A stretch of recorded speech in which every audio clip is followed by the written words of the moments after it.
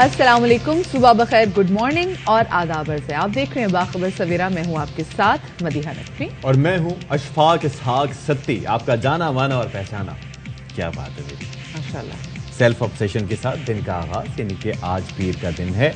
कैसे हैं आप लोग? ठीक ठाक हैं? आज तो वैसे सारे एंटिसिपेट कर रहे थे। ये ओनरशिप है कि आपको लगता है लोग आपसे मोहब्बत करते हैं, तो आप भी लोगों की मोहब्बत की ओनरशिप ले रहे हैं। Satti, be positive. इतनी पॉजिटिव बातें करेंगे ना, मेरे आंसू निकल जाएंगे और आपका हंसा। ठीक है। तो बात यह है कि हम सब एंटिसिपेट कर रहे थे कि भाई खुनकी आ जाएगी, खुनकी आ जाएगी। आज से प्रेडिक्शंस भी थी कि भाई 3-4 बजे के बाद बड़ा मोहतात रहना। अचानक मौसम टिल्ट करेगा, ऐसा हुआ। वैसे लाहौरियों से क्या पूछना कि ऐसा हुआ कि उनकी तो मतलब यह कि बर्दाश्त काफी ज्यादा है मौसम सरमा के हवाले से। बहुत अच्छी बर्दाश्त है और आप भी माशाल्लाह से, आप भी इस्लामाबाद से आपका ताल्लुक है, आपकी भी बड़ी अच्छी बर्दाश्त है। लेकिन कराची वालों के लिए थोड़ा आपको पता है ना कि जब मौसम जरा सा ठंडा होता है फिर हम अपने अरमान भी पूरे करते हैं और हम बताते हैं कि ठंड ज्यादा होगी लोगों को दिखाने के लिए, ताकि हमने जो स्वेटरें खरीदी हैं, हमने जैकेट्स खरीदी हैं, वो बता सके लोगों को कि भाई मफरल हमारे पास भी हैं जी। हाँ। फिर हम लोग बाइक चला के फिर उसके ऊपर स्वेटर पहन के, अपर्स पहन के खुशी महसूस करते हैं। लेकिन वैसे मैं कहता हूं मौसम सरमा में सबको बाइक चलानी चाहिए। अच्छा, जो लोग बाइक चलाते हैं सुबह सुबह के लिए जो टेम्परेचर है उनके लिए वाकई काफी ज्यादा ठंडा होता है और सुबह अच्छी ठंडी हवा भी चल रही होती है, फिर जब बाइक पे बैठे होते हैं तो वो अच्छा एंजॉय करते हैं और उनको पहननी भी चाहिए। और आप जब निकलें make sure your chest is cover, मतलब आप प्रॉपर आप जैकेट जरूर पहने, क्योंकि ये टाइम वैसे भी चल रहा है कि वैसे इतनी वायरल बुखार चल रही है। और मदिया देखें, बात सुने, उन लोगों को स्पेशल सलाम। और जाहिर है कि आजकल काफ़ी इश्यूज भी हैं, तो जो लोग गाड़ी होते हुए भी बाइक चलाते हैं उनको भी स्पेशल सलाम। और जाहिर है कि बड़ा एक, मैं तो कहता हूँ सर्दियों में वैसे भी बाइक चलानी चाहिए। पूछें क्यों? कराची में सर्दी निस्बतन कम पड़ती है, तो आप थोड़ा सा मौसम का मजा लेने के लिए आप बाइक चलाएं। ठीक है, तो ये बहुत जरूरी है। चले जी, टॉप स्टोरीज पे नजर डाल लेते हैं।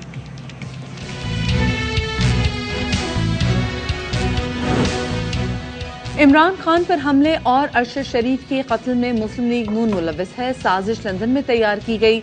मुस्लिम लीग नून लंदन के तर्जुमान तस्नीम हैदर का इंकशाफ कहते हैं बरतानवी पुलिस को आगाह कर दिया है।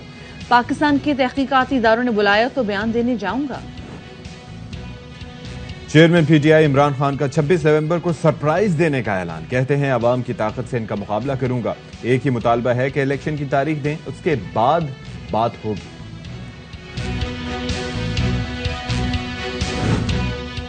कतर में फीफा फुटबॉल वर्ल्ड कप की रंगारंग इफ्तिताही तकरीब, फनकारों की शानदार परफॉर्मेंस, सड़कों पर मेले का समा। इफ्तिताही मैच में इक्वाडोर ने कतर को 2-0 से शिकस्त दे दी।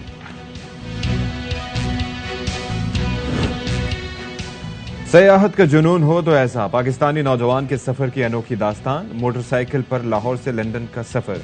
मोटरसाइकिल टूरिस्ट जुल्फिकार अली हैं आज बाखबर सवेरा के मेहमान।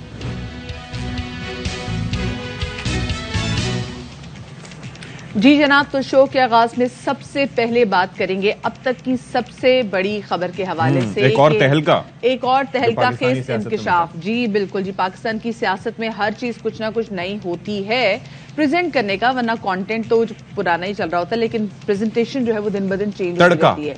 कोई ना कोई एग्जैक्टली तड़का जो लगाते रहते हैं। और अब एकदम से सरफेस पे आए हैं मुस्लिम लीग नून के तर्जुमान तस्नीम हैदर, जो कि बता रहे हैं कि अरशद शरीफ का जो कत्ल है और साथ में इमरान खान साहब पर जो कातिलाना हमला हुआ था, इसकी प्लानिंग हुई थी लंदन में।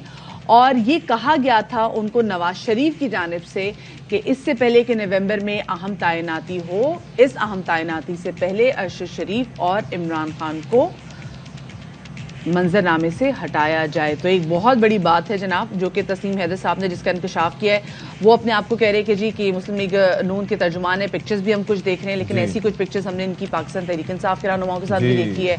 और मरीम औरंगजेब साहब का भी कल हमने बयान सुनी है, वो कह रही भाई हमारे तो ये पार्टी के तर्जुमान नहीं है। लेकिन भाई आप देखें अपने साथ वकील को बिठा के, क्योंकि आपको पता ना कि अगर आप यूके में मौजूद हो, यूके के कानून बहुत ज्यादा सख्त है। आपका वकील अगर आपके साथ बैठा और आप किसी भी इतने बड़े सीरियस एलिगेशंस लगा रहे, then of course you have to defend them, you have to investigate properly के व्हाट इट मींस, क्योंकि ये आसान बात नहीं है। खैर, इससे पहले हमने कभी उनका नाम नहीं सुना था, लेकिन जाहिर है कि उनकी जानिब से तर्जुमानी का दावा किया जा रहा है और नून लीग की जानिब से जाहिर है कि इतने बड़े इल्जाम के लगने के बाद उन्होंने तरदीद ही करनी थी, तो उनकी जानिब से तरदीद भी सामने आई। बहरहाल तस्नीम हैदर का मौक़िफ़ क्या था, सबसे पहले जरा आपको दिखाते हैं।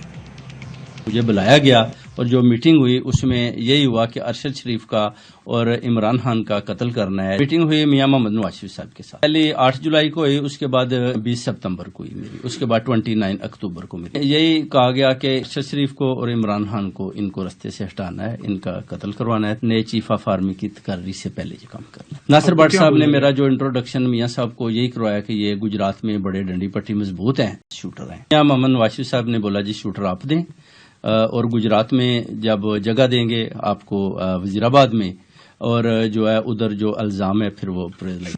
अच्छा, ये बात उन्होंने वैसे बताई जैसे अपने इंट्रोडक्शन में, किन किन का तो गुजरात से, और अगर गुजरात में देखा जा सके तो 2003-4 में इनके खिलाफ एक FIR भी दर्ज है और काफी शेडी किस्म का ऑलरेडी बैकग्राउंड है। तस्नीम हैदर साहब का अगर देखा जाए तो वहां पे कुछ 17 कत्ल हुए थे जिसके FIR में फिर बाद में इनका नाम आता है। अच्छा खैर, फवाद चौधरी साहब जो कि पाकिस्तान तहरीक इंसाफ के रहनुमा हैं, उन्होंने कहा है वही बात जैसे हम भी बात कर रहे थे कि आपको यूके में बैठकर जब आप इतने बड़े किसी पे एलिगेशंस लगा रहे हो, वो भी थे वकीलों के साथ बैठ के, then you must have something to prove it, क्योंकि ये छोटी बात नहीं है अगर आपके वकील आपके साथ बैठे हैं। तो वो उन्होंने भी तशवीश का इजहार किया। उन्होंने कहा कि इतनी सीरियस एलिगेशंस लगाए हैं, इनको शामिल तफ्तीश करना चाहिए, जो सच है वो कौम के सामने लाना चाहिए।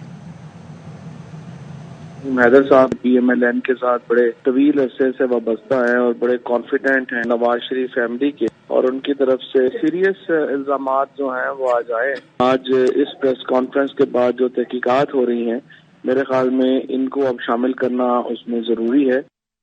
अच्छा, उधर इमरान खान साहब जो कि तहरीक इंसाफ के चेयरमैन हैं, साबिक वजीर आजम हैं, 26 नवंबर को सरप्राइज देने का उनकी जानिब से ऐलान किया गया है और कहते हैं कि जिसको मर्जी आर्मी चीफ लगाएं उन्हें कोई फर्क नहीं पड़ता, लेकिन जो डेट्स हैं वो बड़ी सरप्राइजिंग है। बिल्कुल जी, 26 की डेट है, मतलब 28 को ही है एग्जैक्टली, और 28 नवंबर को तैनाती होनी ही होनी है। लेकिन वो कहते हैं उन्हें कोई फर्क नहीं पड़ता, उन्हें कोई फर्क नहीं पड़ता, लेकिन 26 को वो इस्लामाबाद जरूर पहुंच जाएंगे। और वही बात वो कह रहे हैं कि जी इलेक्शन की नई तारीख होनी चाहिए। अच्छा, ये जो इतने अहम बयानात आए हैं, स्पेसिफिकली जो तस्नीम हैदर एकदम हमने देखा है कि सर्फेस पे सामने आए हैं और बड़े सीरियस एलिगेशन उन्होंने लगाए हैं, उस हवाले से बात करेंगे। हमारे साथ मौजूद हैं साबिक वफाकी वजीर दाखिला शेख रशीद साहब, उनको शामिल गुफ्तगू करेंगे। शेख साहब, बहुत शुक्रिया आपका, आपने बाखबर सवेरा को वक्त दिया। शेख साहब, सबसे पहले तो ये बताएगा कि एकदम हम देख रहे हैं कि पहले वैसे हमने नाम नहीं सुना था कि जी कि मुस्लिम लीग नून के लंदन में तर्जुमान है तस्नीम हैदर, लेकिन वो कह रहे हैं वो तर्जुमान है, और स्पेसिफिकली जिस किस्म के बड़े बड़े एलिगेशंस उन्होंने लगाए हैं कि मियां मोहम्मद नवाज शरीफ ने इनको कहा था कि अहम तैनाती से पहले अरशद शरीफ और इमरान खान साहब को बिल्कुल मंजरनामे से हटाया जाए। सबसे पहले तो आपका कमेंट जानना चाहेंगे इस पे। इसमें तो कोई शक नहीं है कि इमरान खान को कत्ल करने की कॉन्स्पिरेसी थी और अरशद शरीफ को शहीद किया गया। ये 72 घंटे बड़े हैं, मैं मंगल बुध और जुमेरात, ठीक है, इसमें कटी कट्टा निकल आएगा, उल्टी गिनती शुरू है। एक टिकट में ये 2 मजे मांग रहे हैं।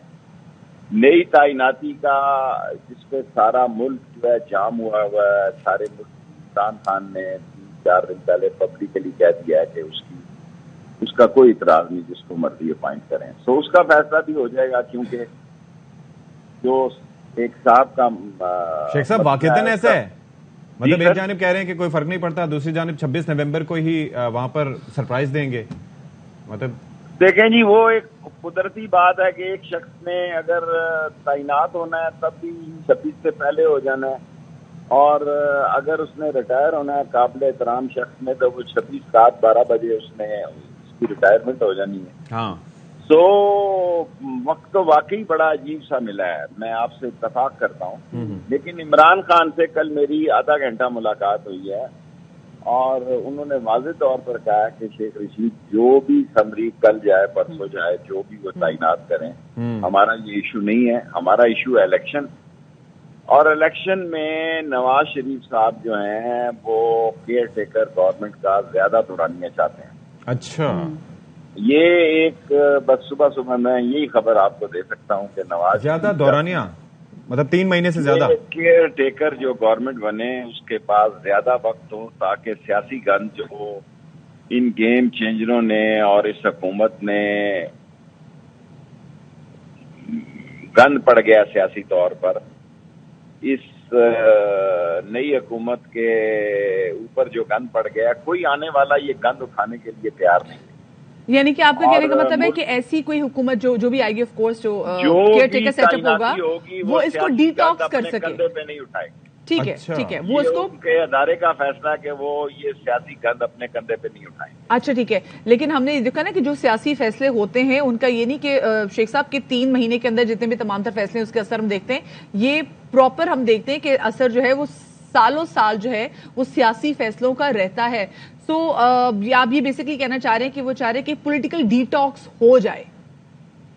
मुझे तो नजर आ रहा है कि मुल्क इलेक्शन की तरफ जा रहा है। लोग अच्छा। के मेरी बात नहीं मान रहे। मैं मुल्क को इलेक्शन की तरफ देख रहा हूँ और मैंने आपसे ये कहा है कि नवाज शरीफ की ये डिमांड है कि केयर टेकर का दौरानिया बढ़ाया जाए। अच्छा।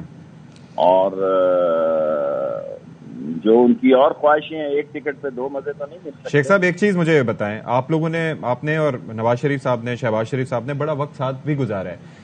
एक चीज होती है इंसान इतना टाइम गुजार के किसी को जान लेता है, परख लेता है कि कौन कितने पानी में है।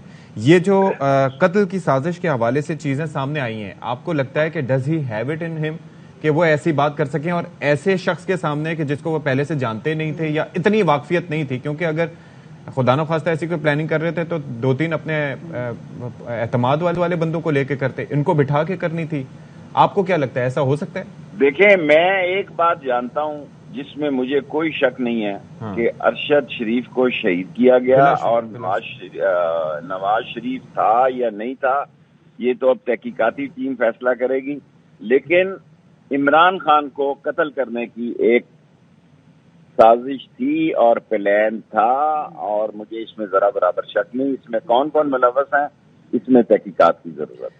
बिल्कुल, और बिल्कुल अब चाहिए कि वो तस्नीम हैदर को शामिल तफ्तीश करें और चाहे टीम वहां पे भेजें या उनको बुलाएं, क्योंकि बड़े सीरियस एलिगेशंस उन्होंने लगाए हैं। अच्छा, अब पिछले दिनों हमें पाकिस्तान तहरीक इंसाफ की जानिब से ये तासुर मिला है शेख साहब कि जो मुज़ाकरात का जो दूसरा दौरा शुरू हुआ था, ऐसी कोई बात नहीं है। मुज़ाकरात बिल्कुल इस वक्त हॉल्ट पे चलेंगे, कोई मुज़ाकरात नहीं हो रहे। तो क्या ऐसा ही है, कोई बैकडोर ताल्लुकात जो हैं वो नहीं हो रहे? क्योंकि ये कहा जा रहा था कि सिर्फ सदर मुमलिकत जो है वो इस हवाले से बात कर रहे हैं। देखें, सदर मुमलिकत जो है एक शरीफ आदमी है और वो बात को अंदर समेट के रख सकता है। बाकी लोग सारे इस पोजीशन में नहीं है।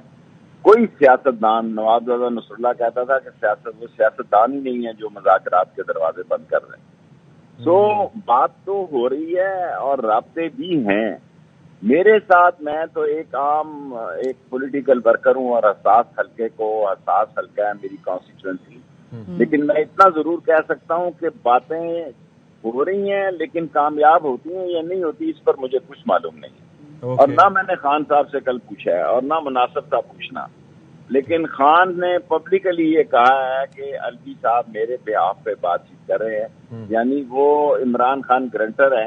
ये वही बातचीत है जो मुफ्ती महमूद और प्रोफेसर गफूर और कर रहे थे, कौसर नियाजी और दूसरे हफीज भी। बड़ा प्रेशर भी होगा सदर साहब पे इससे मुतालिक, जाहिर है जी, कि कोई नतीजा इसमें से निकालने के लिए बड़ा प्रेशर भी होगा उन पे। प्रेशर क्या है जी? प्रेशर जो है, मेरा मतलब है मसाइल बड़े गंभीर और संगीन है। मईशत बड़ी तबाही और संगीन हालात की तरफ जा रही है। प्रेशर तो उसका कौन ले रहा है जो 250 का टमाटर और 250 रुपए का प्याज है, उसका कोई प्रेशर नहीं है। रोज रेट ऊपर को ही जा रहे हैं, अल्लाह रहम करे बस।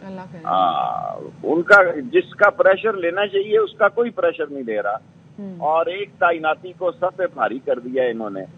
और इसमें मेरा ख्याल है कि जो खान साहब ने 3-4 दिन पहले कहा है, हमें फिर हमारा यही स्टैंड होना चाहिए कि जो भी तैनाती हो हमारे लिए काबिल एहतराम है और मोतबर है। बहुत शुक्रिया जी।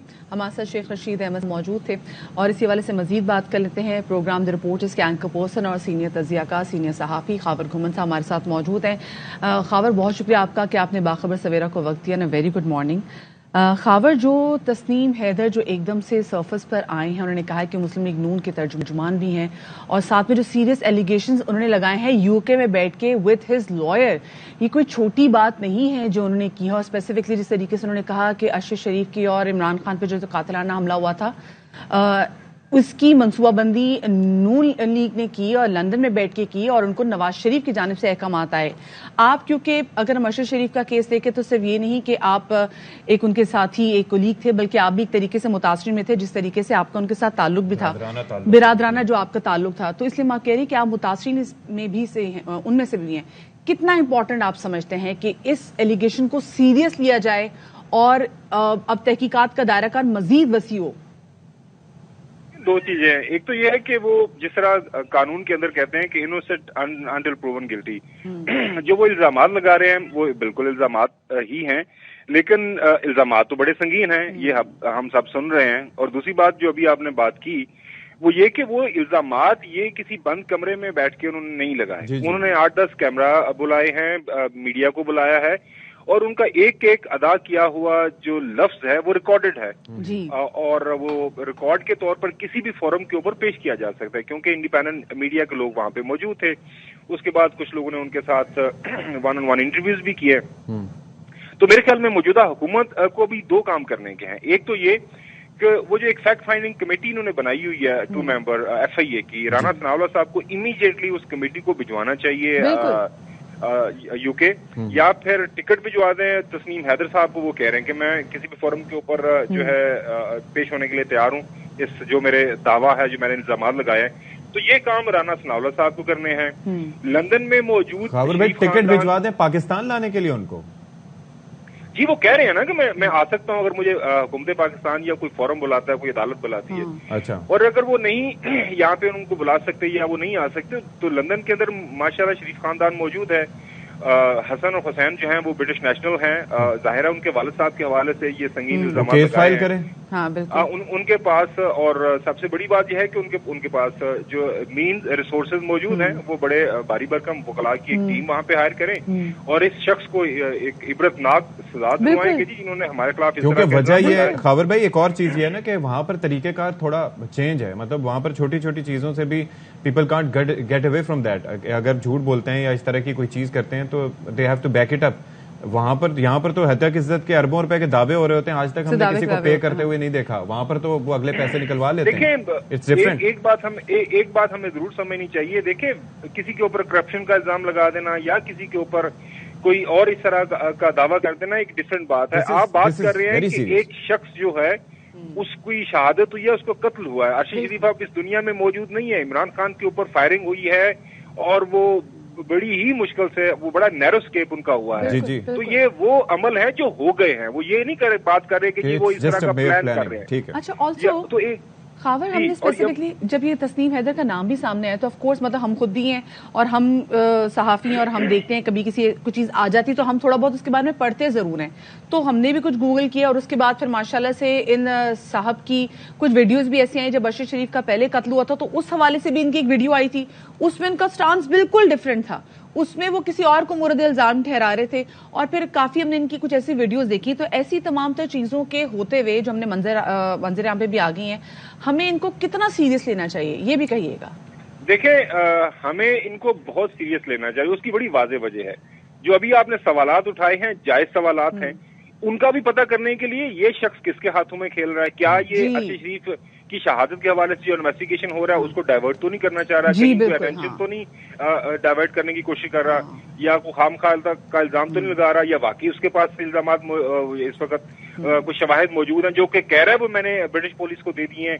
और दूसरी सबसे अहम बात यह है, देखें ये कोई छोटी बात नहीं है, ये बहुत बड़ा इल्जाम, संगीन इल्जाम आप किसी के सर के ऊपर डाल रहे हैं और ऑन द रिकॉर्ड है, ड्यूरिंग डे लाइट मीडिया के सामने ये सारी की सारी बात कर रहे हैं। तो मेरे ख्याल में रियासत पाकिस्तान और शरीफ खानदान जो लंदन के अंदर मौजूद है उनके ऊपर ये भारी जिम्मेदारी आयद होती है, क्योंकि उन्होंने हमसे वादा किया हुआ है कि वो अरशद शरीफ की शहादत के हवाले से तमाम तर जो शवाहिद हैं उनको जो है पब्लिक हियरिंग के जरिए अवाम के सामने लाएंगे। और यही डिमांड जो अरशद शरीफ की बेटी ने उन्होंने सामने रखी थी सदर पाकिस्तान के सामने कि हमें किसी पे एतबार नहीं है, अवाम के ऊपर एतबार है। पब्लिक हियरिंग उनके वालिद साहब के हवाले से जो भी तहकीकात हों। दूसरा यह है कि बरतानवी पुलिस को अगर आगाह कर दिया इससे मुताल्लिक तो फिर तो अब मामला उनके पास भी है और आई एम श्योर कि किसी हद तक इम्पार्शल वो इन्वेस्टिगेशन करेंगे, देखेंगे कि क्या हुआ है, किस तरीके से हुआ है और कितने सदाकत है इन इल्जामात में। क्योंकि अगर उन्हें पाकिस्तान भी लाया जाता है तो फिर भी बॉल चली जाती है नून लीग की कोर्ट में, पीडीएम की गवर्नमेंट की कोर्ट में, और वहां पर भी कहा जा सकता है कि प्रेशराइज किया जा रहा है या खुदा न ख्वास्ता कोई और टैक्टिक्स यूज किए जा रहे हैं, क्योंकि इल्जाम उनके अपने ऊपर है। देखिए, रिपोर्टर्स विदाउट बॉर्डर्स की तरफ से एक डिमांड आई थी, और पाकिस्तान में जो पीएफयूजे की तरफ से डिमांड है, और मेजॉरिटी जो लोग ये जो डिमांड कर रहे हैं, जिस तरह आपको याद होगा 2008 में पाकिस्तान पीपल्स पार्टी की हुकूमत आ गई थी, तो उस वक्त की हुकूमत ने एक अच्छा सही फैसला किया था कि चूंकि उनका एक कॉन्फ्लिक्ट ऑफ इंटरेस्ट है, लिहाजा बेनजीर भुट्टो की शहादत के हवाले से वो चाहेंगे कि इंडिपेंडेंट इंटरनेशनल इन्वेस्टिगेशन हो जाए। फिर यूएन को बुलाया गया था, यूएन ने फिर वो इन्वेस्टिगेशन की, और वो अगर आप रिपोर्ट पढ़ने का आपको मौका मिला तो वो काफी कम्प्रिहेंसिव जी कम्प्रिहेंसिव थी, लेकिन फिर भी उसमें आप देख लें, रिपोर्ट पढ़ी भी है, वो सिर्फ सर्कमस्टेंसेस का जायजा लेने के लिए कि किन हालात में उनकी शहादत हुई, उनके मर्डरर्स कौन थे, कौन कत्ल करके बेनिफिशियरी हो सकता था, उसका कोई जिक्र नहीं है। काफी चीजें वाजे हो गई थी। यहाँ पे भी यही हमारी गुजारिश है कि एक ऐसा कमीशन बनाया जाए, और सलमान इकबाल साहब ने भी लेटर लिखा हुआ है कि ह्यूमन राइट का जो सेल है यूएन की सतह के ऊपर, उसके नुमाइंदागान हो, इंटरनेशनल सतह के ऊपर जो सहाफी हैं, रिपोर्टर्स विदाउट बॉर्डर्स का कोई नुमाइंदा उसमें आ जाए, ताकि वो कहते हैं ना कि इंसाफ होना भी चाहिए और होता हुआ नजर भी आना हो। जैसे अलीजे ने स्पेसिफिकली जब वो हम उनके पास सदर मुमलिकत भी गए थे तो उन्होंने भी कहा था कि यूएन लेवल पे और लोगों के सामने खुली हियरिंग इस हवाले से होनी, ओपन हियरिंग होनी चाहिए, क्योंकि अवाम ज्यादा सही फैसला करेंगे, तो इस ख्वाहिश को ऑनर भी करना चाहिए। बिल्कुल। और दूसरी बात, वी आर नॉट कंसर्न कि ये तस्नीम हैदर हैं, ये कौन है, हमें उनके होने से ना होने से फर्क नहीं पड़ रहा, लेकिन वो जो बात कर रहे हैं उनकी हैसियत से हमें कुछ लेना देना नहीं है। लेकिन अब एक बात जब एक बवंगे दोहल मीडिया के सामने आके ऊपर कर रहे हैं तो उसकी हकीकत जानने के लिए बड़ा जरूरी है। बहुत ही खूबसूरत बात की आपने, और ये भी पता चलेगा उससे कि आया ये वाकईतन इल्जामात में सदाकत है या फिर इस जो बड़ा हसास टाइम है इसमें कोई स्मोक स्क्रीन है, ये या कोई डाइवर्जन है, डिस्ट्रैक्शन है। वो जैसे जिसका खबर भी जिक्र कर रहे थे। बहुत शुक्रिया जी, खबर घुमन हमारे साथ मौजूद है। लेकिन आप एक बार फिर से हम आपको बताते चलें कि यूके में डेफेमेशन जो लॉ है इट्स वेरी स्ट्रिक्ट। अगर आप यूके में बैठ के अलॉन्ग विद योर लॉयर आप ये बात कर रहे हैं, सीरियस एलिगेशंस लगा रहे हैं, क्योंकि देखिए पहले तो उन्होंने इस तरह की वीडियोस बनाई, उन्होंने पहले किसी और को जी कातिल बना दिया था कि जी उन्होंने कुछ ऐसा कराया होगा, तब उनके साथ लॉयर नहीं था, वो एक नॉर्मल सी वीडियो बनाकर ये तस्वीर, क्रेडिबिलिटी भी मैटर करती है, लेकिन साथ ही ये भी मैटर करता है कि ये ना देखो कि कौन कह रहा है, ये देखो कि क्या कह रहा है। और जैसे उन्होंने बात की ना कि किसके हाथों खेल रही, इसका भी पता लगाना बहुत ज्यादा जरूरी है कि कहीं ऐसा तो नहीं कि ये हमारी अटेंशन डाइवर्ट कर रहे हैं। जी जी, तो इन तमाम तर चीजों का सामने आना बहुत जरा जरूरी है। एक छोटी सी ब्रेक की तरफ हम जा रहे हैं, हमारे साथ रहिएगा।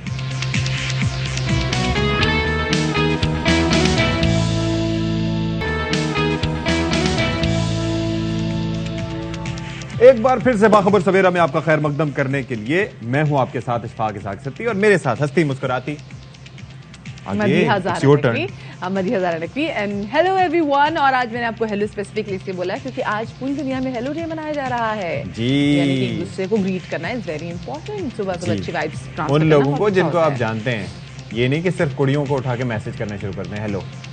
अच्छा, मैंने ऐसी कोई बात नहीं की थी, आपका दिमाग खुद वहां पे लैंड किया कुड़ी, because I know how men are. ओ ये बात तो सही है, सही मैसेज जाना चाहिए। हाउ पाकिस्तानी मैन आर आप ये कह सकते हैं, लेकिन दुनिया जहान में आप कभी कहीं ट्रैवल भी कर रहे हो और आपके सामने वैसे भी सुबह वॉक पे भी निकले हो और सामने से कोई शख्स ऐसा आ रहा हो जो जिसको आप ना जानते हो, वो अपने कुत्ते को टहलाने के लिए निकला हुआ और आप एक स्माइल एक्सचेंज करते हैं, यू से good morning, hello, that's it. मतलब ये नहीं कि पूछे कि हाँ भी तुम्हारे बच्चे ठीक है, नौकरी कहाँ कर रहे हो, नहीं, बस वही। उसके बाद वो घर छोड़ के नहीं आते। हाँ, कितने प्रोटेक्टिव है हम लोग, वैसे घर छोड़ के आते हैं और आप लोगों को एतराज होता है। कितना आपने वो एक पॉजिटिव पहलू इसमें निकाला है। सो एक तरीके कार होता है। Hello, how do you do, where do you live. हम उसके अंदर एच के साथ what is your phone number, what is mobile number, करूं क्या डायल नंबर। अच्छा, कुछ लोगों से, कितने लोगों से बर्दाश्त नहीं होती हमारी, मतलब ये जो हम गुफ्तगू कर रहे होते हैं दैट इज फॉर अस, हमसे बर्दाश्त नहीं होती हमारी कई लोगों से गुफ्तगू, क्योंकि उनको लग रहा था आप उनको कह रहे हैं कि यही छोड़ कर आते हैं। खैर जी, टॉप स्टोरीज पर नजर डाल लेते हैं।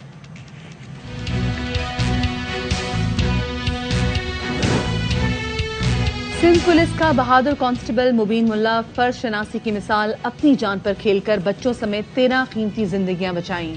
आसपास मौजूद अक्सर लोग मोबाइल से वीडियो बनाते रहे।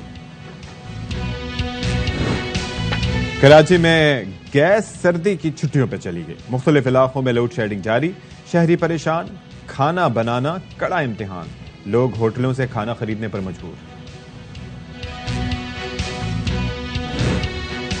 मुल्क में सर्दी का राज, बाला इलाकों में बारिश और बर्फबारी। नागा पर्वत, बाबूसर टॉप पर 6 फुट तक बर्फ पड़ गई। बलूचिस्तान में भी सर्द हवाओं ने डेरे डाल दिए। सर्द मौसम की सौगात और खुश्क मेवाजात भी महंगाई की भीड़ चढ़ गए। लोग पिस्ता, बादाम, काजू सिर्फ देखने पर मजबूर, मूंगफली भी आवाम की पहुंच से दूर।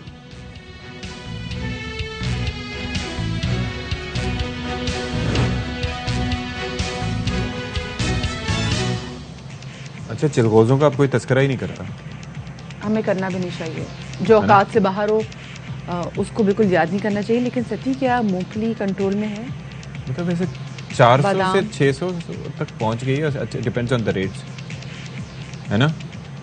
ये शख्स हमें बात नहीं करने देगा। हाँ भाई, वक्त का मुकाबला सख्त। तो सबसे पहले जनाब हम आपकी कैसे एडवेंचर से भरपूर आदमी से मुलाकात करवा रहे हैं। मतलब सोचे कराची में सच्ची हमारे लिए एक जगह से दूसरा पहुंचना, जो सड़कों के हालात हैं, बाइक पर सफर करना मुश्किल होता है। इस आदमी ने तो बाइक पर पाकिस्तान से लेके यूके लंदन पहुंच गया भाई, जिसकी मुलाकात करवाने जा रहे हैं। और बाइक भी कोई ये नहीं कोई हैवी बाइक है या कोई इस तरह की। ये बाइक जरा हम आपको दिखाएंगे कि जुल्फिकार साहब, ये तो नॉर्मल सी बाइक है जो 125 सीसी से सती होती है, if I am not wrong. Yes, you are not wrong. बिल्कुल ऐसे ही है। 125 सीसी की नॉर्मल बाइक है और इसके अंदर कोई स्पेशल सस्पेंशन भी नहीं लगा हुआ, कोई शॉक एब्जॉर्बर्स भी उसके अंदर कोई खास नहीं है। अरे भाई, साथ में कुछ स्टोरेज वो चीजें भी नहीं है कि पीछे ऐसी चीजें हों कि जी आप अपने आराम से कपड़े वगैरह चीजें रख सकें। और आपको पता है वैसे हाईवेज पे ऐसी बाइक्स अलाउड नहीं है, लेकिन ऐसी बाइक्स आप लेके अगर में आप ट्रैवल करें, दुनिया के चक्कर पे निकल जाएं, and they are not even that comfortable सती, मतलब कि जिसमें आप सोच के हमारे मतलब शियाटिका वगैरह जागना शुरू हो जाते हैं। कैसे इन्होंने मैनेज किया। तो जरा बात कर लेते हैं। अनोखा और दिलचस्प सफर करने वाले जुल्फिकार अली साहब हमारे साथ मौजूद हैं। कहाँ हैं जी जुल्फिकार अली साहब? अच्छा जी, सामने। तो जुल्फिकार अली साहब बताइएगा भाई, मैं तो we are like amazed, surprised and a bit shocked कि ये आपने सफर कर लिया। हाँ जी, ये मतलब ये कैसे ये मुमकिन बनाया आपने? जी अस्सलाम वालेकुम। वालेकुम अस्सलाम। बस ये प्लान ऑलरेडी पाकिस्तान में तो हम लोग इसी तरह टूर पे जाते ही हैं नॉर्दर्न एरिया में, तो इसी तरह यही देर में था कि ये भी कर लेंगे। और सफर इतना ज्यादा तो नहीं था। अच्छा, तो हो गया बस। ज्यादा नहीं था मतलब कितने दिन आपको लगे, कितना महीना लगा आपको, कितने हफ्ते लगे? जाते हुए तो हमें 27 दिन लगे थे यहाँ पे लंदन आते हुए। तो वापसी जो मैंने ये 14 दिन में किया है। अच्छा, तो जब लाहौर वापस आया हूँ। ये कैसे, मतलब वापसी में वो 27 दिन ज्यादा रुकते गए थे, एक दिन कितना सफर करते थे? जरा डिटेल्स देना ताकि कोई और जो हमारे दोस्त हैं वो भी अगर सारे देखते गए हैं। ईरान में ही हमने 11 दिन लगाए थे, फिर उसके बाद आगे अजरबैजान की, उनमें ज्यादा टाइम लगा था। अच्छा, रूट अपना जरा बताइएगा हमसे, ये हमें जुल्फिकार साहब, ये हमें ना अपना रूट थोड़ा बहुत समझाएगा, क्योंकि हो सकता है आपसे इंस्पिरेशन लेके हम बाइक में तो नहीं लेकिन गाड़ी में चले जाएं। और अक्सर लोग इस रूट पे काम भी करते हैं, बहुत से लोग जाते भी हैं। आप लोग पाकिस्तान से निकले, आप बलूचिस्तान से निकले, बलूचिस्तान से आप गए ईरान, ईरान से आप गए आजरबाईजान, आजरबाईजान से आपने टर्की का फिर रूट लिया? जी, आगे तुर्की गए। ठीक है, और फिर तुर्की से हम बल्गारिया गए, बल्गारिया से फिर हम लोग आगे क्या नाम है। अच्छा, मैं वैसे ये चीज सोच रही हूँ कि देखिए जब ये निकले होंगे तो इट्स नॉट ओनली कि जी इन्होंने कहा जी हम शिमाली इलाका जाते चले जाते थे। ये है जनाब, आपको कई मुमालिक से गुजरना है, सो एक डिफरेंट कल्चर्स भी आ जाते हैं, आपके वीजाज, वहाँ पे रहना, लैंग्वेज बैरियर, सब चीजें। और अखराजात मुझे नहीं लगता मदिया कि कम आए होंगे, अखराजात ज्यादा ही ठीक ठाक आए होंगे। तो जुल्फिकार साहब मुझे ये बताइएगा कि आप बता रहे थे तुर्की के बाद आपका अगली मंजिल कौन सी थी? बल्गारिया के बाद फिर आगे? जी, बल्गारिया के बाद आप फिर आगे कहां पर गए? सॉरी, आवाज साफ नहीं आ रही मुझे। अच्छा, हम आपसे आपके मैप के वाले से पूछे थे, क्या बल्गारिया के बाद फिर आपने नेक्स्ट डेस्टिनेशन आपकी कौन सी थी? सॉरी, अच्छा, आवाज नहीं आ रही। आवाज भी हम please- रिकनेक्ट करने की हाँ, कोशिश reconnect। करते हैं But जी। that जुल्फकार आप साहब सोचिए को। कितना मजा आया होगा। वैसे मैं ये सोचे, आपने जैसे बात की कि ऑफ कोर्स इसमें पैसे तो ठीक ठाक उनके लगे होंगे, क्योंकि वो बाइक है, बाइक का पेट्रोल भी है, फिर वो जहाँ जा रहे हैं रास्ते में रुकते हुए रहना, जाएंगे ना, होटलों में 27 दिन रुकना, उनको लगे, फिर उसके बाद- होटलों में रुकना, खाना, करेंसी चेंज वाला, और ये और 11 दिन इन्होंने ईरान में निकाले। अब ये 11 देखिए कि दिन 11 दिन निकाले। ईरान में निकाले, उसके बाद वापसी में 14 दिन में आए, तो वापसी का सफर 14 दिन में तय हुआ। इसका मतलब है फिर वो रुकते हुए नहीं आए ना। हाँ, लेकिन रुके तो फिर भी होंगे यार। हाँ, रात तो मतलब गुजारी थोड़ा थी। ऑफ कोर्स वो उन्होंने सारा वो रेस्ट वगैरह के लिए रुकते होंगे, लेकिन बड़े मजेदार किस्म की चीज है। और मैं वाकई मेरी seems- खुद ये ख्वाहिश है कि he's- मैं मतलब खुद ट्रैवल करूं और गाड़ी में। और यहाँ तो ये कुछ लोग तो आपको पता है हमारे जानने वालों में ऐसे भी हैं कि उन्होंने पाकिस्तान से San Francisco all the way to United States of America वो ड्राइव करके गए हुए हैं। अच्छा, दोबारा से जुल्फिकार साहब हमारे साथ मौजूद हैं। चलिए आगे। अच्छा जी, हमारे साथ दोबारा से जुल्फिकार साहब मौजूद हैं। जुल्फिकार साहब, मुझे बताइएगा कि आप जैसे भी बता रहे थे कि कहाँ से आप होते हुए गए बुल्गारिया के, आगे आप हमें बता रहे थे कि फिर अगला पड़ाव कहाँ था आपका? आवाज क्लियर नहीं आ रही मुझे फिर आपकी। ओह माय गॉड, चलिए will try to connect you again. लेकिन ये बड़ी पाकिस्तान जबरदस्त से मतलब टाइम्स हमारे सिग्नल वगैरह का इशू हो जाता है ओवरऑल। ये जो हाँ, इंशाल्लाह जो है वो आगे हमारे इंटरनेट सर्विसेज पूरे पाकिस्तान में बेहतर होंगी, तो will try to connect in a better way. अच्छा जी, तो जुल्फिकार साहब बहरहाल हमारे साथ मौजूद थे। जो सेंट्रल आइडिया है वो ये है कि ही ट्रैवल्ड वाया हिज बाइक यहाँ से लेके कहाँ तक, यूके तक। 27 दिन का सफर था। 11 दिन इन्होंने ईरान में गुजारे, रुकते वीजा और सारी चीजें, सफरी सहूलियात जो भी थी वो उन्होंने हासिल की। उसके बाद फिर गए 6-7 तो मुमालिक आराम से दरमियान में वापसी आए में हैं। 14 दिन में आए। हाँ। तो फिर ये आप देख लें कि जाहिर है कि it must be very tiring as well, क्योंकि जाहिर है कि बाइक उनकी दोबारा उनसे बात होगी तो जरूर जानने की कोशिश करेंगे क्या क्या मुश्किलात भी पेश आएंगी और वो हमें भी आगे क्या मशवरा देना चाहेंगे। अभी हम आपकी मुलाकात करवाने जाएंगे एक ऐसे बहादुर पुलिस कांस्टेबल से जिन्होंने एक नहीं बल्कि 13 कीमती जानें बचाई। आपको याद है आज से कुछ दिन पहले नहायत अफसोसनाक वाकया पेश आया था। वो जायरीन जो कि जा रहे थे सेवन शरीफ और रात में उसको उस जो बस थी उसको हादसा पेश आया जिसके नतीजे में 20 अफराद जहाँ बहक हुए थे, जिनमें ज़्यादातर तादाद ख़वातीन की थी और छोटे बच्चों की थी। जब रेस्क्यू के लिए जब कॉल आई थी तो ये हमारे साथ जिन आज पुलिस कांस्टेबल से आपकी मुलाकात कराएंगे, मुबीन मुल्ला, ये वहां पर पहुंचे। मल्ला, ठीक है, ये वहां पर पहुंचे और बगैर किसी चीज का वेट किए हुए 2 लोग और वहां पर मौजूद थे। उनकी मदद से उन्होंने तकरीबन 13 लोगों को रेस्क्यू किया इस बदकिस्मत बस में से।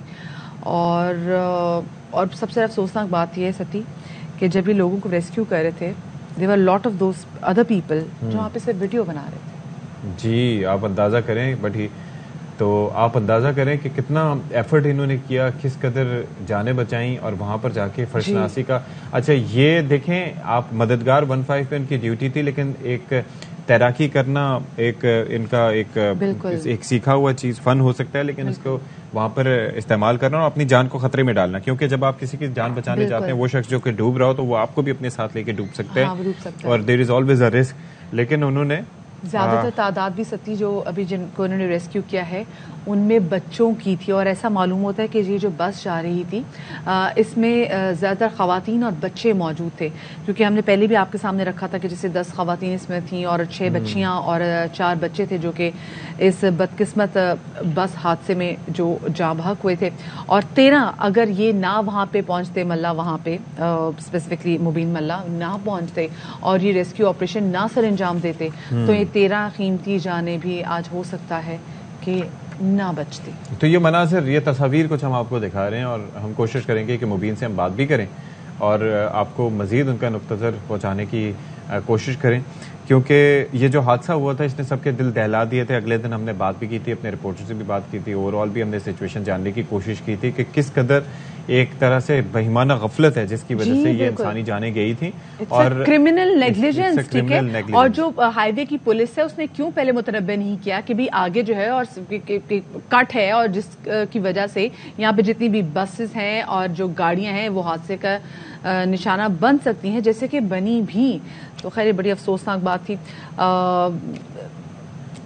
बस अल्लाह पाक जो भी मुतासरीन है उनको सब्र दे और ये बड़ा खौफनाक किस्म का हादसा था, लेकिन ऐसे हीरोज आप लोगों के सामने लाना बहुत ज़्यादा ज़रूरी होता है ताकि बाकी लोग भी सीखें कि जो हीरो होते हैं फिर दुनिया उनको कैसे। जाहिर है, मतलब ये कोई आसान काम नहीं है, ये कोई आसान काम नहीं है। This is a remarkable duty hats off to you brother, आपने बहुत बड़ा काम किया, इंसानियत को बचाया। कहते हैं जिसने किसी एक इंसान को बचाया उसने समझे पूरी इंसानियत को बचाया। और आजकल के नफ्सा नफसी के दौर में ही कुड हैव इजीली सेड कि नहीं जी this is not my job. अच्छा जी, हमें बताया जा रहा है कि दोबारा से हमारे साथ जुल्फिकार साहब मौजूद हैं। सो हम जुल्फिकार साहब से भी बात करेंगे। और जुल्फिकार साहब को जैसे हम आपको बता रहे थे कि पाकिस्तान से all the way from Pakistan to London उन्होंने बाइक के थ्रू सफर किया, 27 से वापस भी लगे और वापस वो 14 दिन में भी आ गए। वो हमारे साथ दोबारा से मौजूद हैं। तो पहले तो हम उनसे जान लेते कि क्या वो हमें सुन पा रहे हैं। अच्छा, अभी जुल्फिकार साहब हमारे साथ मौजूद नहीं है, तो उनसे दोबारा बात करेंगे। हाँ, सो ये होते हैं जी, तकनीकी प्रॉब्लम्स आती हैं। अच्छा, जुल्फिकार साहब हैज जॉइंड अस। जुल्फिकार साहब, आपको हमारी आवाज लाउड एंड क्लियर आ रही है? जी आ रही है। जबरदस्त। अच्छा, मैं अब आपसे वो सवाल नहीं पूछूंगी क्योंकि जितनी बार हमने वो सवाल पूछा लगता था उसकी वजह से ज्यादा आपको आवाज नहीं जा रही। ये बताएं कितनी मुश्किलें आपने बर्दाश्त की और सबसे ज्यादा कहां पर आपने ज्यादा एंजॉय किया? जैसे आपने बताया कि 11 दिन तो आप ईरान में रुके। जी जी, एंजॉय और खाने के एंजॉय जो हमने किए वो तो हमने ईरान और तुर्की में ही किए हैं। अच्छा, वो खाने तो बहुत अच्छे वहाँ के। वहाँ पे सबसे बड़ी चीज ये थी कि सब हलाल था ना, तो आगे जर्मन में गए या आगे जहाँ भी यूरोप में जाते रहे तो वो यही डर रहता था कि हलाल है या नहीं है। अज़रबैजान में भी तो जुल्फिकार वहाँ पे हलाल फूड है। जी जी, वो तो खैर 2 दिन के लिए हम गए थे उधर। तो वो छोटा इलाका था। तुर्की तो बहुत बड़ा इलाका है और ईरान उससे भी बड़ा है। तो ये तकरीबन 25-30 हजार किलोमीटर तो ईरान में ही था हमारा। अच्छा, वैसे बात यह है कि ये मुझे बताएं कि बाइक आपकी जो थी, हम अक्सर यही इसी पे बात कर रहे हैं कि भाई बाइक बज़ाहिर लग नहीं रहा कि इतनी कंफर्टेबल होगी। और आपको पता है कि कमर तो इसके ऊपर कोई पीछे से बैक सपोर्ट भी नहीं होती बाइक के सफर में, तो वो तो कमर तो बिल्कुल ही इंसान की तख्ता बन जाती है। आप क्या रुक के कोई एक्सरसाइज वगैरह भी करते थे या कुछ कैसे अपने आप को स्ट्रेच वगैरह करते थे, या आपको फील ही नहीं होता था, कोई थकन का एहसास ही नहीं होता था? बस यही है क्योंकि जुनून ज्यादा था और क्योंकि मेरी यहाँ पे भी मैं फील्ड भी जो है वो यही थी मेरी, तो इसलिए मुझे इतना महसूस नहीं हुआ। और जुनून यही था कि जाना है और फोकस तो सारा उसी पे था। तो ये थकावट ये सारी चीजें ये तो होती हैं। नॉर्दर्न एरिया पहाड़ी इलाके जो जाते हैं हम अपने, वहाँ की सड़कें टूटी हुई होती हैं। ये तो सारी मोटरवेज थी और बिल्कुल प्लेन रोड थी। लेकिन वहाँ पे बात है, वहाँ पे आपको किसी भी किस्म की वीजे की जरूरत नहीं होती। वहाँ पर आपको एक्सेस हासिल करने के लिए आपको डॉक्यूमेंट्स ही दिखाने पड़ते। तो उस हवाले से ये कितना मुश्किल था और आपने कितने ममालिक के वीजे लिए थे? वीजे के लिए मुझे सिर्फ ईरान का ही वीजा मैंने लिया और अज़रबैजान का। उसके अलावा बाकी सारे तो मेरे ब्रिटिश पासपोर्ट के ऊपर सारे फ्री वीजे थे। Okay, perfect. अच्छा, मुझे बताएं जुल्फिकार कि आपके साथ कोई आपके फ्रेंड्स भी थे जिनके साथ मिलके आपने ये सफर किया? जी जी, 2 मेरे फ्रेंड थे, डॉक्टर उमर खान साहब और फैसल साहब। दोनों तुर्की तक मेरे साथ रहे। उसके बाद फिर क्योंकि उनके पास पाकिस्तानी पासपोर्ट थे, आगे वीजे उनके पास नहीं थे। वो वहाँ से फिर वापस हो गए। फिर आगे मैंने बाकी सफर जो है ना वो मैंने अकेले ही किया। अच्छा जुल्फिकार साहब, एक चीज अपनी सवारी के हवाले से कहते हैं कि सफर करने के लिए सवारी भी बहुत अच्छी होनी चाहिए, आरामदेह होनी चाहिए। खैर आपके पास बाइक थी, ये बताया जा रहा है कि 125 सीसी थी। कोई मॉडिफिकेशन या कोई चीजें इस तरह की आपने इसमें की थी या जैसे स्टॉक कंडीशन में जैसे होती है वैसे ही थी? नहीं, उसकी मॉडिफिकेशन तो हुई थी और रास्ते में भी 2-3 जगह से उसको और मजीद उससे करवाना पड़ा। वो क्या? तो हाँ, वही इंजन के भी और थोड़ा हेड उसका बड़ा लग के तो वही तरह उसको चलाया था। अच्छा। तो इंजन भी चेंज करना पड़ा, वो भी किया। तो टारगेट ये था कि पाकिस्तानी बाइक जाए वहाँ पे। और वहाँ पे इम्पोर्ट बाइक तो हम तो ले सकते थे ना। हाँ जी, वो तो मैंने नहीं ली। तो लेकिन वो तो फिर वही उनकी ही बाइक होती, BMW या कोई भी होती, वो सब उनकी ही होती। तो उनकी बाइक तो यूज नहीं करनी थी, यूज तो करना था और शो ये करना था कि पाकिस्तान से आया और एक पाकिस्तानी आया है और पाकिस्तानी बाइक लेके आया। मेरे जबरदस्त, ये तो आपने बड़ी जबरदस्त बात बताई। अच्छा, क्विकली बता दीजिए आपके अपने घर वालों का कैसा रिएक्शन था कि जब आपने कहा था कि मैं जाऊंगा और बाय रोड जाऊंगा? उनको पता था ये कर जाएगा क्योंकि नॉर्दर्न एरिया में पाकिस्तान में भी और कहीं भी ऑलरेडी मैं बाय एयर तो 42 कंट्रीज में ऑलरेडी जा चुका था। तो उस लिहाज से बचपन से ही हमें तो शौक यही घूमने फिरने का था। लेकिन सर एक बार फिर से नॉर्दर्न एरियाज में बाइक के थ्रू सफर करना, जहां पर तमाम तरह आपके अपने पाकिस्तानी बहन भाई हों और दूसरे ममालिक के थ्रू यूके जाना, इट्स नॉट दैट इजी। बहुत शुक्रिया जी। But it becomes a bit easier when you have a British passport. Yeah of course it does, it really does. If you have American passport or British passport, people also are very nice to you and very kind to you. Indeed. सो अच्छा उनके साथ हो गया। और access आपका दूसरे ममालिक तक, मतलब ऑफ कोर्स अगर you have American passport, even you have American visa, तो आपका दूसरे मुल्क देख के ये भी बड़ा, टर्की के वीजा कौन सा वीजा लगा हो ये भी बड़ा मैटर करता है। अच्छा जी, अब हम बात कर लेते हैं भाई कि सर्दियों की आमद है। वैसे तो हम बड़ा सेलिब्रेट कर रहे हैं इस चीज़ को, और वैसे करना भी चाहिए, लेकिन मसला सारा ये है कि अब सर्दियां आई हैं तो अब आहिस्ता आहिस्ता जो है वो गैस लोड शेडिंग जो है वो अपने उरूज पे पहुंचती जा रही है। अभी तो सती स्पेसिफिकली कराची में बात करें तो सर्दियां तो आई ही नहीं है और गैस की लोड शेडिंग पहले ही आ गई है। और यूजुअली हमारे मसले यही हैं कि जब गर्मियां होती हैं तो बिजली की लोड शेडिंग, क्योंकि ऑफ कोर्स लोड बहुत ज़्यादा पड़ जाता है, और जब सर्दियां आती हैं तो गैस की लोड शेडिंग हम देखते हैं। और ये मालूम होता है कि हर साल सर्दियों में गैस की लोड शेडिंग होगी, लेकिन उसके बावजूद कुछ खातिर खा प्लानिंग नहीं की जाती इस हवाले से। अभी कराची की सूरत हाल ये है क्योंकि लोगों के घर गैस नहीं आ रही, और आप देखें कि यूजुअली ज़्यादातर लोग जो है वो रहते हैं अपार्टमेंट्स में, तो गैस किस तरीके से उन तमाम तो जगहों पे पहुंच जाएगी, अपार्टमेंट्स तक कैसे जाएगी, घरों तक कैसे जाएगी, और जहाँ पे जितने लोग हैं आबादी से यहाँ पे काउंट नहीं हो भी सकती, तो वसाइल की डिस्ट्रीब्यूशन आपको देख लें कि कितनी गैर मुनसिफाल। जाहिर है कि हमारे जो सोर्सेज एंड रिसोर्सेज हैं they are depleting, because like I told you वो सीएनजी स्टेशन और ये भरमार और सारा कुछ अल्लाह खैर सल्ला, तो उसके असरात जो हैं वो जाहिर है बढ़ेंगे। और दूसरा ये कि अभी मसला ये है मैनेज करके चलना कि जिस तरीके से सती अभी से ही गैस चली गई है, तो जो शहरी हैं वो बेचारे मजबूर हो गए होटलों से खाना खाने पर, और आपको पता है फिर वहां पे भी चीजें बढ़ जाती हैं। तो इस वक्त सिचुएशन क्या है, हमारी नुमाइंदा इशरत खान हमारे साथ तो मौजूद है, उनसे जान लेते हैं। इशरत, गैस बिल्कुल समझ नहीं आ रही कि गई का, अभी तो सर्दियां शुरू नहीं हुई तो गैस ने आंख में चोली हमारे साथ खेलना शुरू कर दिया है, आएंगी तो पता नहीं क्या सूरत हाल होगी। इशरत, आपको मेरी आवाज आ रही है? जी बिल्कुल आ रही है जी। इशरत, अभी गैस की अभी बात ही करी थी ना कि सर्दियां प्रॉपर आई भी नहीं है कि गैस ने ऐसी आंख में चोली करना शुरू कर दी, जिसकी वजह से लोग मजबूर हैं कि लोग बाहर होटलों से खाना खाएं। और ये मैं कोई बड़े होटलों की बात नहीं करी, मैं उस तंदूर वाले जो होटल से मैं उनकी बात कर रही हूँ। जब बिल्कुल सर्दियां आ जाएंगी और गैस नहीं होगी तब लोग क्या करेंगे? बिल्कुल मारिया, देखिए गैस लोड शेडिंग अगर कराची शहर की बात की जाए, बेसिक तो तिजारती हब कहलाता है, लेकिन यहाँ गैस नायाब हो गई है। मार्च अप्रैल से लोड शेडिंग चल रही थी हल्की फुल्की, कहीं 1 घंटे की, कहीं 2 घंटे की, कहीं 3 घंटे की, लेकिन अभी सर्दियां आई नहीं है। और इस मंथ की सिर्फ बात की जाए तो मुख्तलिफ इलाकों में 24 घंटे में सिर्फ और सिर्फ 2-2 घंटे के हिसाब से गैस आ रही है, उसके अलावा गैस ही नहीं आ रही। SSG वालों ने पहले ही शेड्यूल जारी कर दिया था, जिसके तहत जो गैस का शेड्यूल उन्होंने जारी किया था, सुबह के वक्त 2 घंटे, दिन के वक्त 2 घंटे, इसी तरह शाम के औकात में भी 2 घंटे। स्कूल जाने वाले, कॉलेजेस जाने वाले, ऑफिसेस जाने वालों को सुबह के टाइम चूँकि गैस ही नहीं होती, नाश्ता नहीं मिलता। इसी तरह अगर दूसरे लोग देखें, कमर्शियल सेक्टर में भी देखें तो वहाँ पहले ही गैस का यही कहा था कि गैस बंद कर देंगे। बिल्कुल पुराने वक्तों में हम लोग लकड़ी जलाकर ईंधन तैयार करते थे, तो अब इंडस्ट्री में लकड़ी के जरिए ईंधन तैयार किया जा रहा है। इसी तरह रेजिडेंशियल एरिया में देखे जाए, कराची के मुख्तलिफ इलाकों में मुख्तलिफ शेड्यूल चल रहा है। कहीं 24 घंटे में से सिर्फ और सिर्फ 6 घंटे आ रही है, कहीं 24 घंटे में से सिर्फ और सिर्फ 4 घंटे आ रही है। ज़िला मलीर और ज़िला कोरंगी की अगर बात की जाए तो वहाँ कुछ एरियाज़ में रात के औकात में जैसे रात 12 बजे से सुबह 6 बजे तक गैस बिल्कुल गायब होती है। इसी तरह दूसरे एरियाज़, मलीर के भी कुछ छोटे एरियाज़ की बात की जाए तो वहाँ दिन के औकात नहीं, सिर्फ दिन के औकात की बात कर रही हूँ, 11 से 1 बजे के दौरान सिर्फ गैस आती है। आप बताएं, अगर गैस इस वक्त आ रही है तो तीनों वक्तों का खाना कैसे पकाया जाएगा? इसी तरह अगर सिलेंडर्स की बात की जाए, जाहिर है जब गैस नहीं आएगी घरों में तो लोग सिलेंडर का इस्तेमाल करेंगे।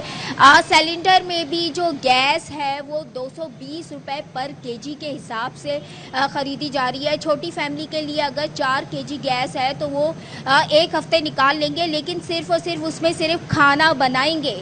कभी चाय पीने का मूड हो रहा होता है, कभी कुछ और करने का मूड हो रहा है, तो आप बताएं क्या चूल्हा जला सकते हैं हम? गैस तो आ नहीं रही।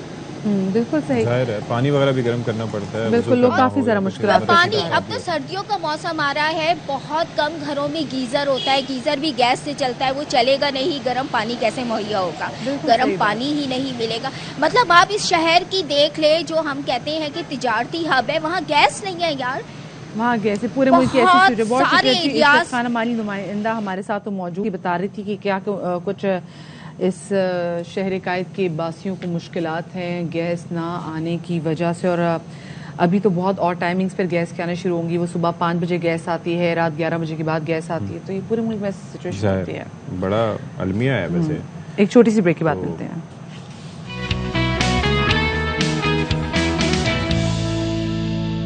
क्या बात है। और अब हम बात करेंगे चनों की।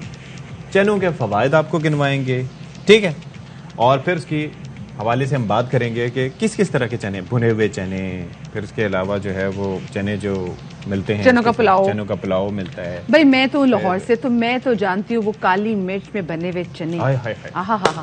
वहाँ पे चिकड़ छोले भी मिलते हैं, लेकिन मुझे वो चने अच्छे लगते हैं जो ज्यादा सुबह को नाश्ते में आपने मिलते उसकी हैं। शान बयान करना है या मुझे अक्कासी करवाने की कोशिश की? मैंने दौड़ जाना है क्यों लाहौर। भाई आपको पता है जिसके साथ स्पेसिफिकली जो कुलचे दिए जाते हैं सती, वो कितने जबरदस्त होते हैं। और अभी तो हम मुर्ग आपको चने भी अच्छे होते हैं। मुर्ग चने भी, लेकिन नहीं वो मुर्ग, मैं सुबह से बिल्कुल मुर्ग चने खाने की बिल्कुल नहीं। वो एक कुलचा होता है, वो काली मिर्च में बने हुए चने होते हैं और जिसके अंदर मिक्स भी डली होती है। तो लाहौर के इलाके किस तरह से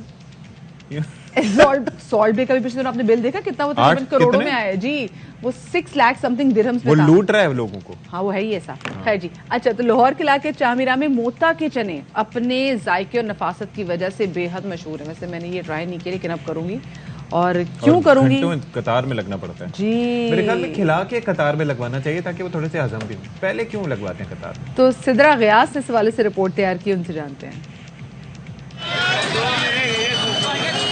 चामीरा में कायम 30 साला पुरानी दुकान मोहताज चने वाला के पास अंडा चने खाने के लिए लोग दूर दूर से खिंचे चले आते हैं। चने लेने के लिए हफ्ते के 7 दिन लंबी कतारें लगती हैं। चने किचन से अड्डे तक पहुंचाने के लिए 12 फीट लंबा और 4 इंच चौड़ा पाइप सिस्टम लगाया गया है।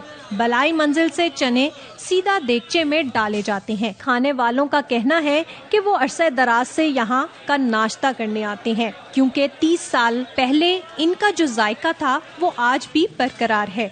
असल में इनकी बात यही है कि इनके मसाले भी अच्छे हैं, इनका पकाने का तरीकाकार भी अच्छा है। तकरीबन आधा घंटा हो गया मैं लाइन में लगा।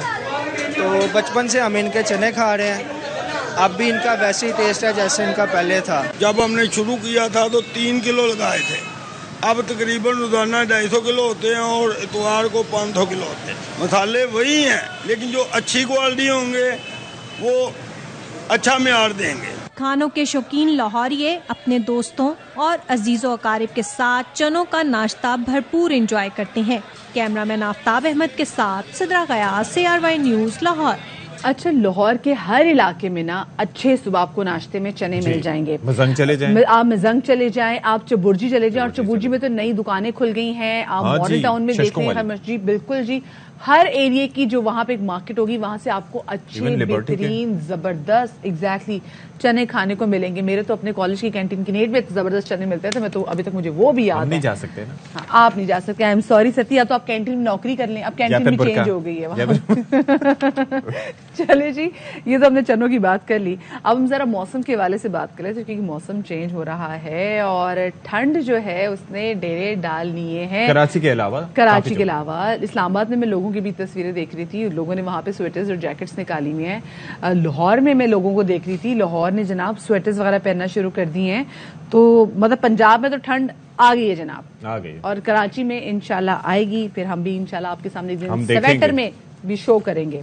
लेकिन अभी जहां पर ठंड आ गई है वहां पे लोग इसको कैसे एंजॉय कर रहे हैं, हम खैबर पख्तूनख्वा का रुख करेंगे। वहां से मौजूद होंगे हमारे नुमाइंदे शहजाद महमूद, बताएंगे पेशावर के हवाले से। और साथ में हम नहीं नॉट पेशावर लेकिन खैबर पख्तूनख्वा में जो मौसम है इस हवाले से। और साथ में नुमाइंदा फैसलाबाद हमारे साथ मोहम्मद काशिफ भी मौजूद होंगे, तो उनसे भी जान लेंगे कि पंजाब में कैसी ठंड पड़ी स्पेसिफिकली फैसलाबाद। तो पहले पेशावर का रुख कर लेते हैं। भाई बताइएगा शहजाद, हम तो यहाँ पर तरस रहे हैं सर्दी को और आपके चेहरे की मुस्कुराहट और आपके पहनावे से अंदाजा हो रहा है कि ठंड खासी हद तक मौजूद है, लेकिन हमारे जख्मों पे और नमक छिड़क रहे हैं, थोड़ा सा छिड़के नमक।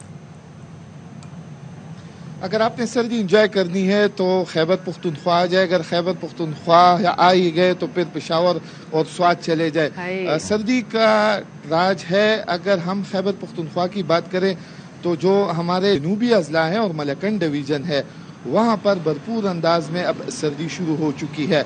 ख़ुसूसन सुबह के औकात में धुंध रहती है और सर्दी की शिद्दत जो है वो काफ़ी ज़्यादा महसूस की जाती है। दोपहर के बाद जब सूरज निकल आता है तो सर्दी की शिद्दत कदरे कम पड़ जाती है। ताहम जो ही शाम होती है तो उसके बाद सर्दी में खातिर ख्वाह इजाफा हो जाता है। गर्म जो जैकेट्स और बनियान थे वो तो शुरू हो चुके हैं तकरीबन गुज़िश्ता 2 हफ्ते से। अब तो चादरों का इस्तेमाल भी शुरू हो चुका है। गर्म चादरें, शाल्स वगैरह जो हैं वो भी लोगों ने ओढ़ना पहनना शुरू कर दी हैं, चूँकि यकबस्ता हवाएं जो है वो भी काफ़ी चलती है और एक मौसम ही है जिसकी वजह से हमें अच्छी खबरें मिलती है। कभी बारिश होती है तो कभी बर्फबारी और कभी यकबस्ता हवाएं जो है वो चलती है। तो वादी पेशावर और इसके साथ जनूबी अजला, मलकन डिवीजन, कबायली अजला में भी अब भरपूर सर्दी जो है, सर्दी का सीजन जो है वो शुरू हो चुका है। सियाहती टेम्परेचर होता है?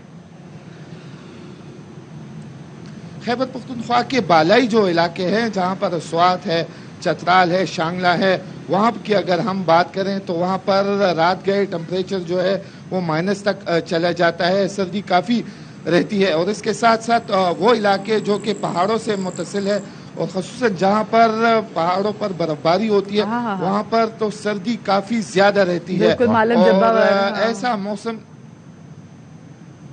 और ऐसा मौसम इस हालात का तकाजा करता है कि इंसान वहीं पर चला जाए और भरपूर अंदाज में मौसम को एंजॉय करे।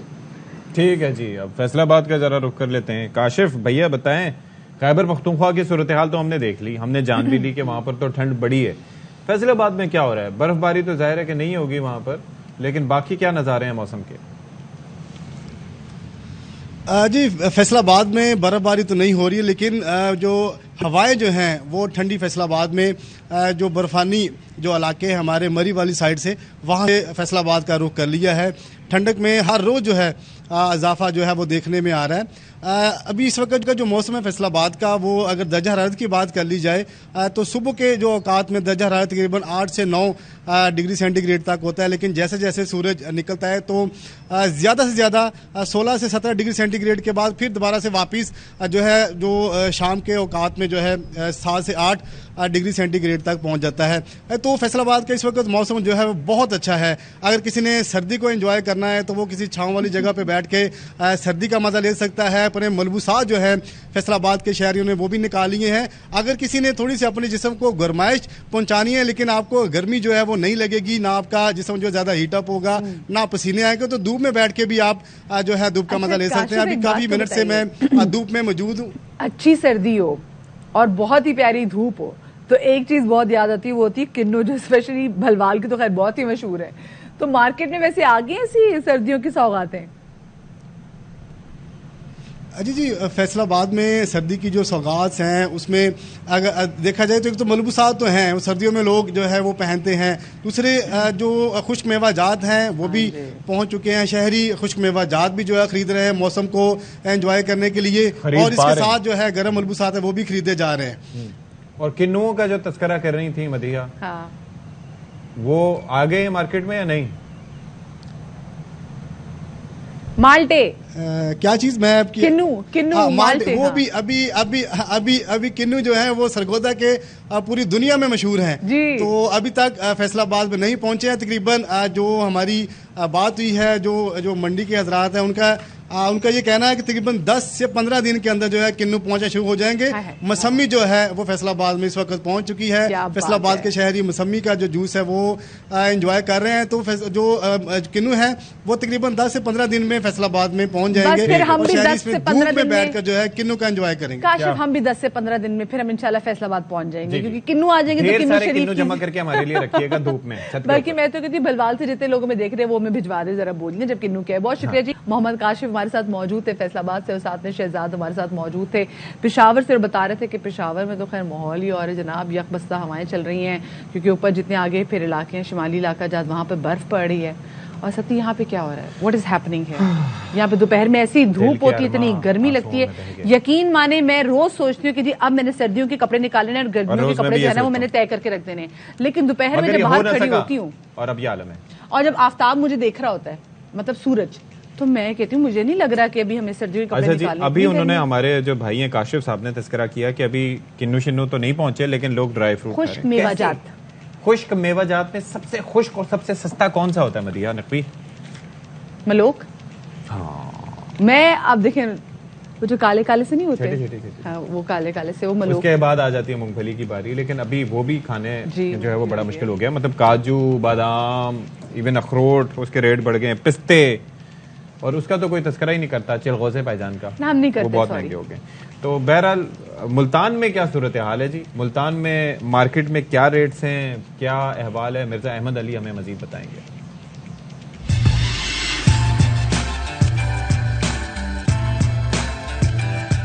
शहर औलिया मुल्तान में मौसम सर्द होते ही ड्राई फ्रूट मार्केट की रौनकें बढ़ने लगी हैं। खरीदारी करते शहरी कहते हैं गुज़िश्ता साल की निस्बत महंगाई की वजह से खुश्क मेवाजात की कीमतें बहुत बढ़ गई हैं। पिछले साल की निस्बत तो काफी फर्क है, तो रेट बहुत हाई हुए हैं। एक चीज नहीं, हर चीज ही महंगी है, जिसको लगाएं आग लगी हुई है। ड्राई फ्रूट होलसेल मार्केट में पिस्ता 3200 रुपए फी किलो, बादाम अमेरिकन 2040 रुपए, काजू 2600 रुपए, चलगोजा 6400 रुपए फी किलो, किशमिश 730 रुपए, खुबानी 960 रुपए, मूंगफली चकवाल 400 रुपए और मूंगफली पारा चनार 720 रुपए फी किलो फरोख्त हो रही है। दुकानदारों के मुताबिक महंगाई से कारोबार मुतासिर हो रहा है। ये दुकानदारी है, जो बेचारा ड्राई फ्रूट पिस्ता काजू लेने आता है, जब वो रेट सुनता है वो कहता है पाइया मूंगफली दे दो। बच्चों को तो खुश करना है ना। सर्द मौसम का मजा खुश्क मेवाजात के बिना अधूरा रह जाता है। महंगाई की वजह से ड्राई फ्रूट आम शहरियों की कुव्वत खरीद से बाहर हैं। कैमरामैन एहसन नियाजी के साथ मिर्जा अहमद अली, ARY न्यूज, मुल्तान। देख देख के पेट भरें, खुश हों, आंखें ठंडी करें। खानों को देख देख के हम एक ब्रेक लेते हैं।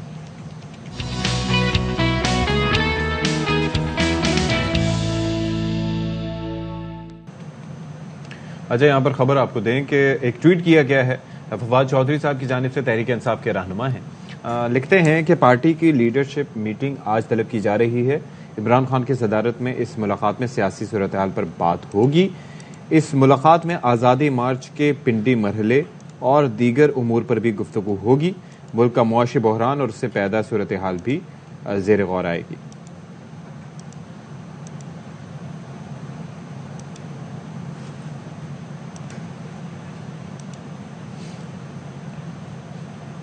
अच्छा जी, सदर मुमलिकत से चेयरमैन सेनेट की मुलाकात में चेयरमैन और डिप्टी चेयरमैन के खिलाफ अदम एतमाद के मामले पर गुफ्तगू हुई है।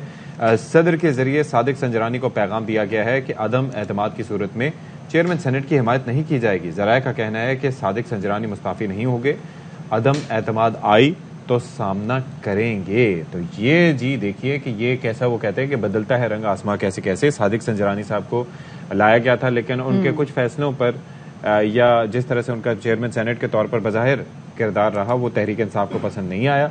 तो अब सादिक संजरानी को यह पैगाम दिया गया है कि अदम एतमाद की सूरत में अगर चेयरमैन के खिलाफ आती है तो उसमें चेयरमैन सेनेट की हिमायत नहीं की जाएगी।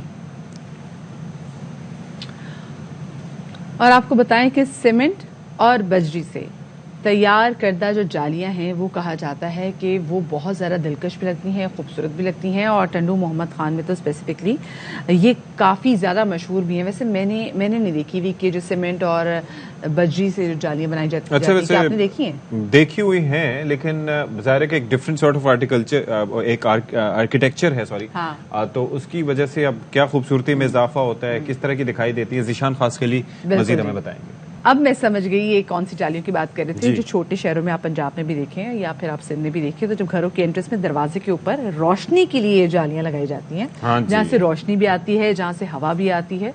तो बड़ी खूबसूरत, मतलब पुराने घर पार्टीशन से पहले भी जो सीमेंट और बजरी की जालियां बनाई जाती थी, उसमें भी मैं देख के हैरान होती थी कि भाई क्या क्या क्रिएटिविटी। क्योंकि आजकल हमारी जालियों से जब सोचते हैं उनके बारे में बात करते हैं तो वो बारीक सी जो एग्जैक्टली मेरे ज़हन में वो मैं तभी कंफ्यूज थी कि कौन सी जालियां होती है। लेकिन फिर भी सती, अगर हम जो रोमन सिविलाइजेशन में चले जाएं तो वहां पे हम देखते हैं कि भाई पता नहीं कितने सालों पहले उन्होंने कैसी कैसी चीजें बना दी हैं। भाई पाकिस्तान में भी ऐसे मकामात मौजूद हैं जहाँ पर तुर्कों की बनाई हुई जो घर हैं उनके अंदर वेंटिलेशन के जो अरेंजमेंट्स हैं, we need to do a proper segment. इंशाल्लाह आगे भी करेंगे। आप लोग अपना बहुत ख्याल रखिएगा। शाद रहिए, आबाद रहिए। अल्लाह ने के बाद।